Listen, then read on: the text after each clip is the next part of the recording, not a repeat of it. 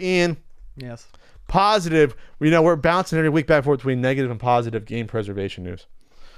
So they found a Sega Saturn prototype, unreleased beta of Star Wars Rebel Strike. This was advertised. It looked like this comes from obscuregamers.com, which I think is replacing Assembler. The Assembler forums, I think, are being shut down, and they've been the source for this sort of stuff years and years past. So they were advertising a Star Wars game.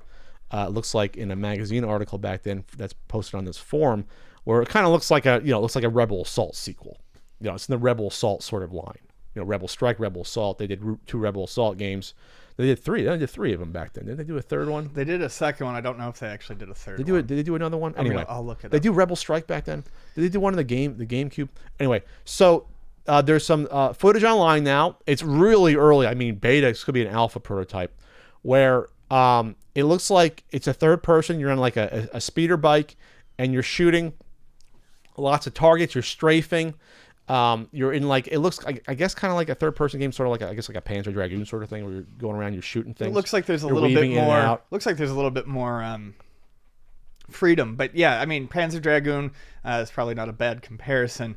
The game actually looks pretty nice for the time and for it being on the Saturn. There's a nice effect with the target. The targets move, they strafe with you. Yeah, the target moves and basically shadows. It shadows across. It looks really nice. And then at the end of it, you take control of what looks like a walk or like an ATST, and you're up above shooting down at things, which I don't remember a Star Wars game back then doing something like that. So there's a little map where you can see all your targets and things. Obviously, this is like a proof of concept still. This is very early. Right. I wouldn't even call this a beta at this point. This is like a gameplay demo of doing it. So on the Unboxing Retros, a YouTube channel that has this footage, is 4.5 minutes of footage here. People are wondering when it was supposed to come out. I had to see about if they're gonna put this online, so you could, I guess, try to burn it to your and play it on your Saturn. That's kind of hard to do. I guess you can burn Saturn games, which they figured that out finally. That was always the hard thing back then. How do you burn a Saturn game? You can do it, yeah. You can use like pseudo Saturn or something. It was complicated 15, 20 years ago. That's all I know. Yeah, it was complicated. It's become less complicated. They figured it out. That Saturn, hard to crack. That Sega Saturn. Yeah, that thing was a weird system. It's a weird system to crack. Someone was wondering if this maybe because Nintendo was getting licensed to Star Wars games, so that would be they canceled it. That would be my best guess. Someone said that I think I saw someone posit that.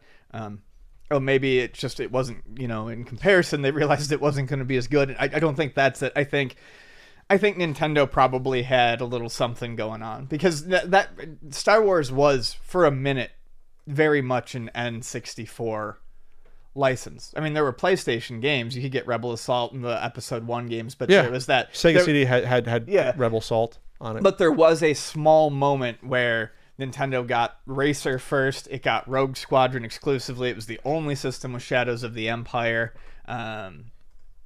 So yeah, I don't know. So Rebel Strike, that was on GameCube, but that was Rogue Squadron 3 Rebel Strike. Yeah, and it's a totally different game. So they kind of combined Rebel Assault's name with Rogue Squadron on that one. They kind of did that. But this seems like this was going to be just, you said, a totally different game? Yeah, totally different game. I mean, that would have been... Well, Rebel Strike didn't come out until what? What year was Rebel Strike? It's just the same subtitle. I don't think it would be anything like Rebel Strike was 2003. Yeah. So this is 6 years, 5 or 6 years after this game. Totally different. And obviously the technology would have been a bit different on the GameCube. You probably couldn't accomplish a lot of this stuff on the Saturn that you could do in the GameCube with this. I've never played Rebel Strike before. I'm guessing it's decent. The third Rogue Squadron, it got that one was not as well loved as the first two. Yeah, the second one was fucking fantastic. Okay. On the GameCube, and the first one was good too. But yeah, the second one is amazing. Okay, so check out the gameplay footage. Hopefully this is preserved. They just copying the ISO, I guess, to your computer. Make sure it's a lot easier, right? You can just do that. Unless there's some weird sort of program you need in order to copy. At this point, probably not. I don't know. With the ISO stuff. That I do not know. Let's see. There's an article previewing it. It was in April 1995. UK. What was CVG? What was that? We didn't have that here. That's when it was advertised at 95, and so it was canned after that.